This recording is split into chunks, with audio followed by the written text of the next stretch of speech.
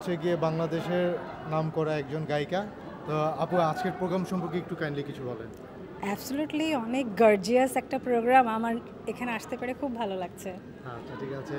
আর হচ্ছে গিয়ে আপনি এখানে আজকে কয়টা গান গাবেন? এখানে জাস্ট আজকে একটা গানই গাইছি। আচ্ছা একটা আচ্ছা। আর আজকে আপনার কি কোনো অ্যালবাম আছে, গানের অ্যালবাম আছে বাংলাদেশে? আমার আই হ্যাভ মানে মিউজিকের ক্যারিয়ার হচ্ছে 24 ইয়ার্স। জি। আমি 1000-এর উপর প্লেব্যাক করেছি, এখনও করছি। অ্যান্ড স্টেজ যদি বলি অ্যালবাম, এখন তো আসলে অ্যালবাম ওভাবে হয় না, এখন তো সব ইউটিউবে হয়। বাট যদি ওভাবে কাউন্ট করি 2001 থেকে আমার অ্যালবাম 30টার মতো হবে। That was solo and mixed. জি জি। আচ্ছা আরেকটা কোশ্চেন, সেটা হচ্ছে গিয়ে বাংলাদেশি কমিউনিটিতে আপনার কেমন লাগছে আজকে ইউকেতে এসে? আমার এটা 4th টাইম আসা।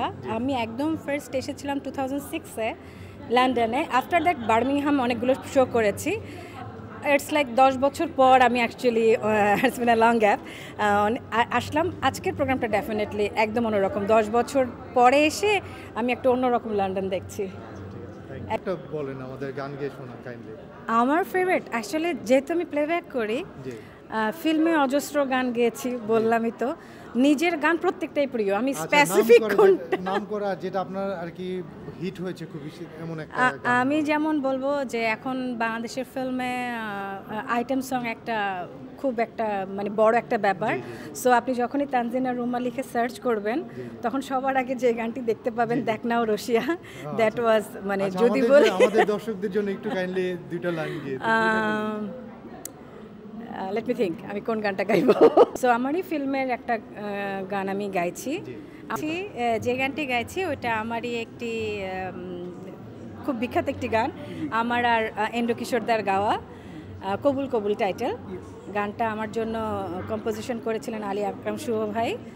ওকে, গাই দুলান। হ্যাঁ, দুটি মনে ফুটেছিল বিয়েরি ফুল, দুটি মনে ফুটেছিল বিয়েরি ফুল, তুমি বলো আমি বলি কবুল কবুল, তুমি বলো আমি বলি কবুল কবুল। দুটি মনে ফুটেছিল বিয়েরি ফুল, দুটি মনে ফুটেছিল বিয়েরি ফুল, তুমি বলো আমি বলি কবুল কবুল, হ্যাঁ তুমি বলো আমি বলি কবুল কবুল।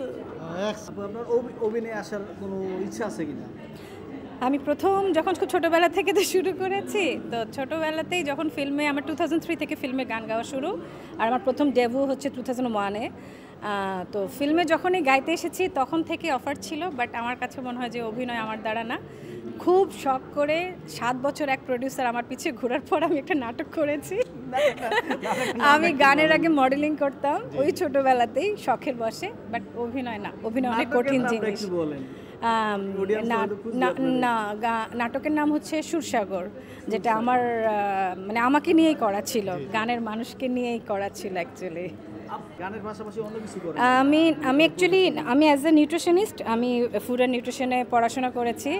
তো ওটাকে আসলে প্রফেশনালি নিতে পারি না, because all over the world আমার অনেক স্টুডেন্ট আছে। আমি গান নিয়েই আছি, নিউট্রিশন নিয়ে আর সিরিয়াস কিছু করতে পারছি না, বিকজ সেই সময়টা নাই। ফ্যামিলি কিভাবে সামলান এত ব্যস্ততার মাঝে, যদি একটু বলেন? নারী তো সব পারি। হ্যাঁ, নারী সব পারে, সব পারি, সব কিছু পারতে হয়। ম্যানেজ করা মেয়েদের একটা অনেক বড় একটা কি বলবো কোয়ালিটি, রাইট? সো এটা পারা যায়। এটা আসলে আমাদের দর্শকদের জন্য অনেক উপকার হবে, কারণ অনেকে হয়তো ব্যস্ত থাকে। কেউ যদি কোনো কিছু করতে চায় প্রপারলি, সে টাইমিং করে নিতে পারে, সব কিছুই করা যায়। আমি এখানে এসেছি 7 দিনের জন্য, বিকজ স্টিল আমি মনে হয় একটু ভালোভাবে রেস্ট নিতে পারি নাই। আমার চলছে একটার পর একটা। আসলে আপনি এত ব্যস্ত থাকার পরেও যখন বাসায় যান, তখন কি আপনার কোনো রাগ হয় না? না, আমি খুবই ব্লেসড। আমার ফ্যামিলি আমাকে প্রচুর সাপোর্ট করে। যে কোনো মানুষের উঠার পিছনে ফ্যামিলি সাপোর্ট অনেক ইম্পর্টেন্ট।